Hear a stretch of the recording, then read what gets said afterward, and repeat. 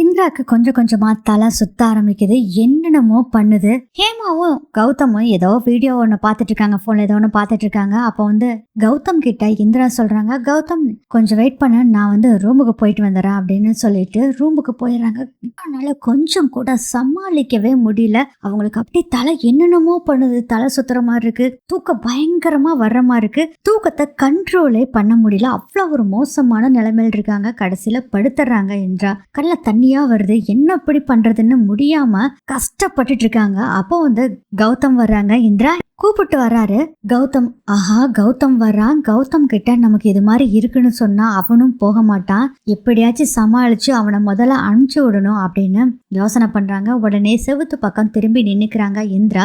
என்ன இந்திரா போலாமா அப்படின்னு சொல்லும் போது, இல்ல கௌதம் நீ கிளம்பு, நான் பின்னாடி வர்றேன் அப்படிங்கிறாங்க. என்ன இந்திரா பேசிட்டு இருக்க, திரும்ப முதல்ல அப்படின்னு திருப்பினா கண்ணில் தண்ணியா இருக்கு. கண்ணை தொடச்சுக்கிட்டே இருக்காங்க. இந்திரா என்னாச்சு, என்ன ப்ராப்ளம் இந்திரா? அதெல்லாம் ஒன்னும் இல்லை கௌதம், அதெல்லாம் நல்லா தான் இருக்கேன், ஒன்றும் பிரச்சனை இல்லை. கண்ணில் தண்ணி கொஞ்சம் வர மாதிரி இருந்து, தூசி ஏதோ விழுந்துருச்சு போல இருக்கு. இங்க பாரு, என்னோட மேக்கப் எல்லாம் களைஞ்சு போச்சு கௌதம். நான் மேக்கப் பண்ணிட்டு பின்னாடி வர்றேன். நான் மேக்கப் பண்ண ரொம்ப லேட் ஆகும். அதனால நீ முன்னாடி கார்ல கிளம்பு, நான் பின்னாடி வர்ற கார்ல வந்துறேன் கௌதம், ப்ளீஸ் கௌதம் அப்படின்னு சொல்றாங்க. போயிந்திரா, எதுக்காக நம்ம ரெண்டு பேரும் இவ்வளவு மேக்கப் பண்ணி ட்ரெஸ் எல்லாம் இப்படி சூப்பரா பண்ணி நம்ம ரெண்டு பேரும் ஒன்னா போலாங்கிறதுக்காக தானே இந்திரா இப்படி பண்ணுன. என்ன இந்திரா இப்படி சொல்ற, ப்ளீஸ் கௌதம் நீ மட்டும் போ, நான் பின்னாடி வந்துறேன் அப்படின்னு சொல்றாங்க.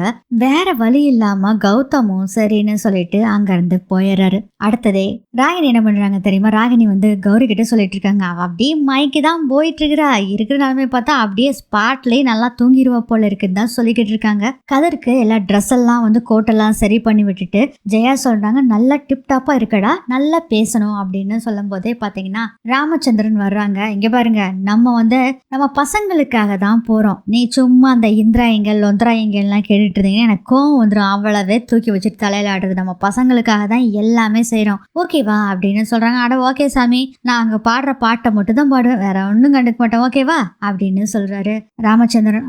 சரி சரி அப்படின்னு ஜெயா சொல்லிக்கிட்டு இருக்காங்க. அப்போ காவியா குழந்தை தூக்கிட்டு வர்றாங்க. காவியா ரெடி ஆயிட்டாங்களா என்னன்னு பேசிக்கிட்டு இருக்காங்க. அப்போ கௌதம் வர்றாரு. கௌதம் மட்டும் தனியா வர்றதை பார்த்துட்டு காவியா கேக்குறாங்க, இந்திரா எங்க அப்படின்னு கேக்குறாங்க. அவ பின்னாடி வருவா அண்ணி அப்படின்னு சொல்றாங்க.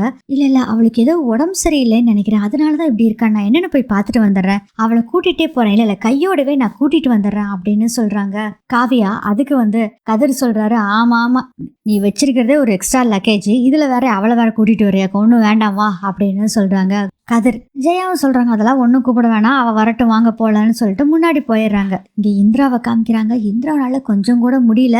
இந்திராவும் எப்படியாச்சு சமாளிச்சு எழுந்திரிச்சிடணும் அப்படின்னு அவங்களும் நினைச்சுக்கிட்டு இருக்காங்க. ஆனா கொஞ்சம் கூட முடியல.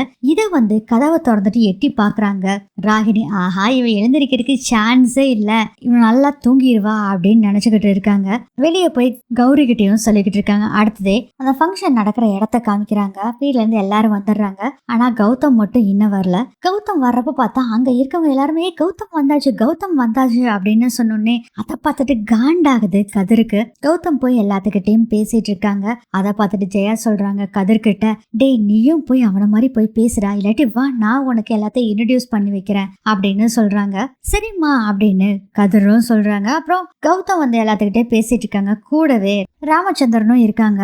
கௌதம் இந்திரா வர்றாங்களா அப்படின்னு வாசலவே பார்த்துக்கிட்டு இருக்காங்க. அதை பார்த்துட்டு, டே கௌதம் என்னடா பார்த்துட்டு இருக்க?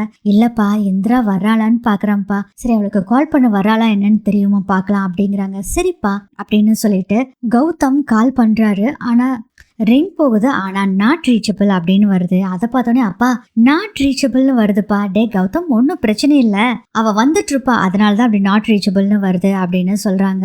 அடுத்ததே ஜெயா, கதிர், அதுக்கப்புறம் காவி அந்த குழந்தைய வச்சு நின்றுட்டு இருக்காங்க. அந்த குழந்தை சிரிக்கும் போல இருக்கு. அதை பார்த்துட்டு, அதான் இங்க பாருங்க என் குழந்தை சிரிக்குது அப்படின்னு சொன்னோன்னே அப்படியே ஒரு லுக்கு விடுறாங்க ஜெயா.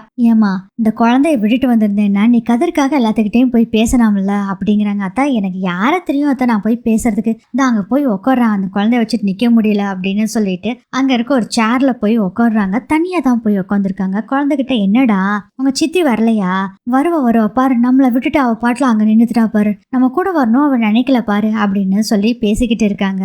அப்போ தூரத்துல இருந்து ஒரு ஆள் பேரர் பாத்துட்டு இருக்காரு. யாருன்னா இது, இந்த குழந்தை ஏற்கனவே கடத்திட்டு போனாங்கல்ல, அவங்க அனுப்புன ஆள் தான் அந்த பேரர். அவர் பாத்துட்டு இருக்காரு. ஆஹா இவங்க தனியா இருக்காங்க, எப்படியாச்சும் குழந்தைய ஆட்டையை போட்டுட்டு போயிடணும் அப்படின்னு அவர் நினைச்சிட்டு யோசிச்சுட்டு இருக்காரு. அடுத்தது ஜேபி ஒரு 2 ஆள் அனுப்பிச்சிருக்காங்க.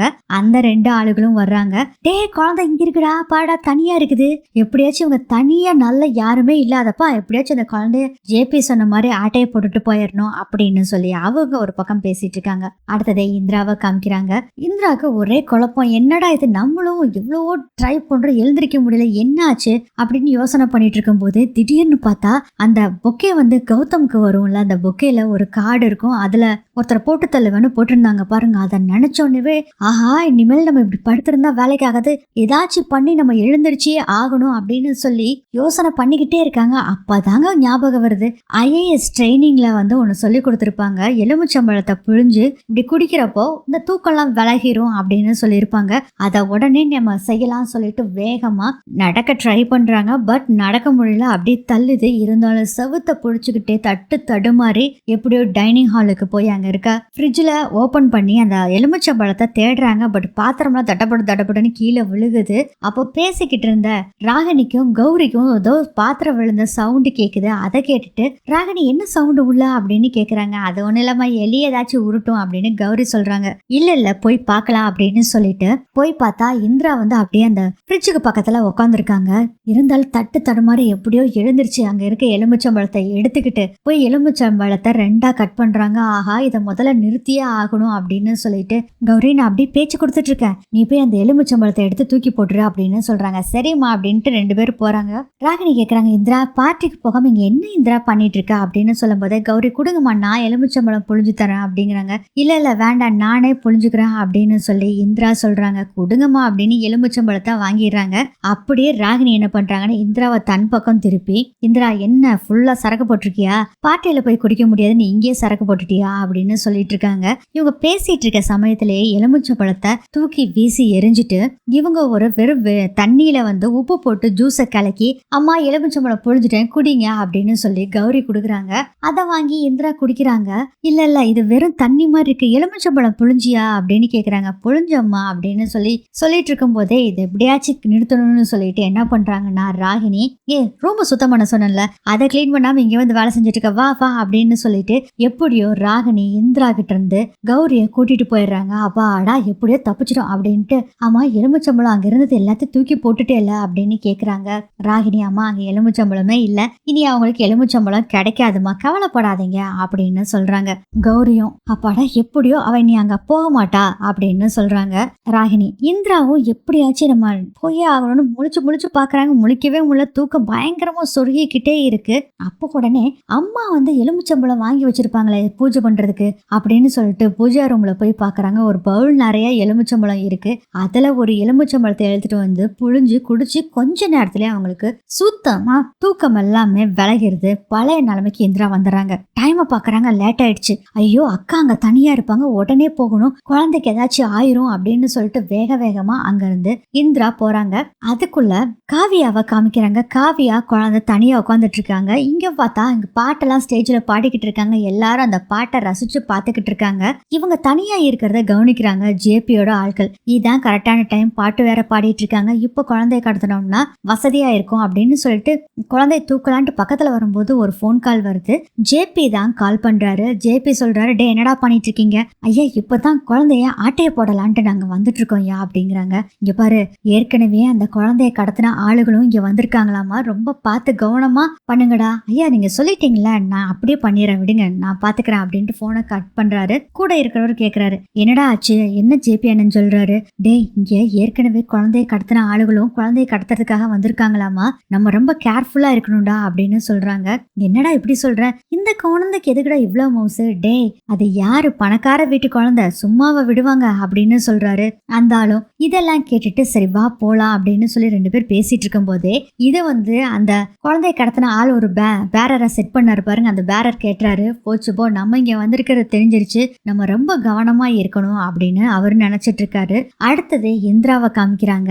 இந்திரா டைம் ஆயிடுச்சு, உடனே வேகமா போகணும்னு சொல்லிட்டு ரூம்ல இருந்து வெளியே வர்றாங்க. வர்றத பாக்குறாங்க ராகினி, என்னடா நடக்குது இங்க, எப்படி எலுமிச்சம்பழம் எல்லாமே நம்ம எடுத்து தூக்கி போட்டுட்டோம், அப்புறம் எப்படிடா இவ வந்தா அப்படின்னு பயங்கர ஷாக்ல நின்னுட்டு இருக்காங்க ராகினி. இதோட இந்த எபிசோட் முடியுது.